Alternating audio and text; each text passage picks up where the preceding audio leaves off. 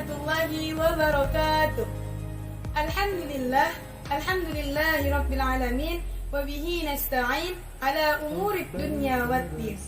Asyhadu an la ilaha illallah wa asyhadu anna Muhammadan abduhu wa rasuluh alladzi la nabiyya ba'da, amma ba'd.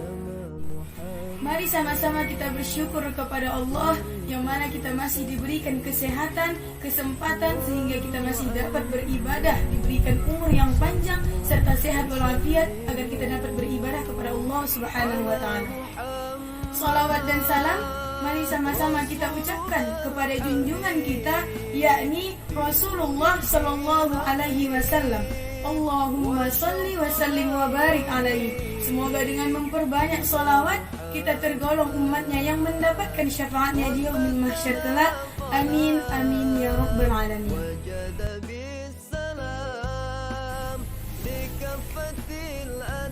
Sahabat Al-Bayyinah rahimakumullah, ada orang yang menjadi besar oleh karena pangkat, jabatan dan kekuasaannya. Apabila pangkat, jabatan dan kekuasaannya hilang, maka hilang jugalah kebesarannya sampai di situ.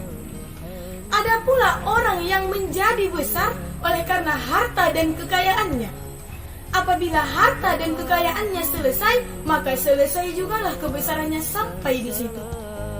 Ada pula orang yang menjadi besar karena dibesar-besarkan, dan dia setengah mati untuk mencapai kebesaran tersebut. Apabila terjadi pergeseran penilaian, dia dicemoohkan oleh masyarakat, maka sampai di situ jugalah kebesarannya. Namun, adapun Rasulullah Shallallahu Alaihi Wasallam yang kita peringati Maulid Nabinya pada saat ini, beliau besar bukan karena pangkat, jabatan dan kekuasaannya, bukan juga karena harta dan kekayaannya, pun bukan juga karena ia dibesar-besarkan oleh umatnya. Namun, beliau besar karena beliau langsung dibesarkan oleh Allah Subhanahu wa ta'ala. Siapapun orang yang dibesarkan oleh Allah Subhanahu wa ta'ala, bagaimanapun orang ingin mengecilkannya, maka ia akan tetap menjadi besar. Sebagaimana firman Allah dalam surah Al-Ahzab ayat 21, Bismillahirrahmanirrahim. Laqad kana lakum fi Rasulillahi uswatun hasanah. Sungguh telah ada pada diri Rasulullah suri tauladan yang baik bagimu. Timbul pertanyaan, kenapa Allah menjadikan Rasulullah sebagai contoh bagi kita?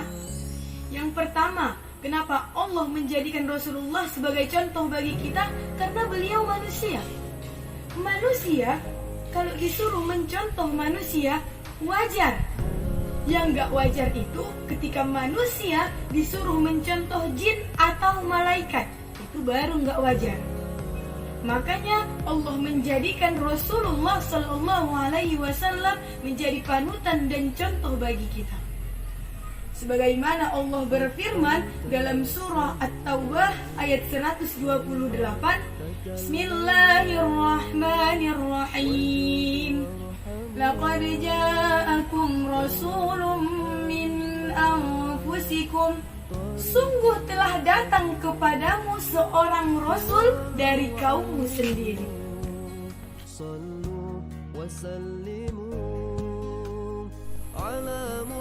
Zaman sekarang ini banyak orang yang bisa memberi contoh, tapi sedikit yang bisa jadi contoh.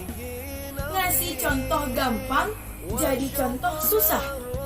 Tapi Rasulullah Shallallahu Alaihi Wasallam, beliau seorang tokoh pemimpin yang ucapannya adalah perbuatannya, lidahnya adalah hatinya, ucapannya adalah perilakunya.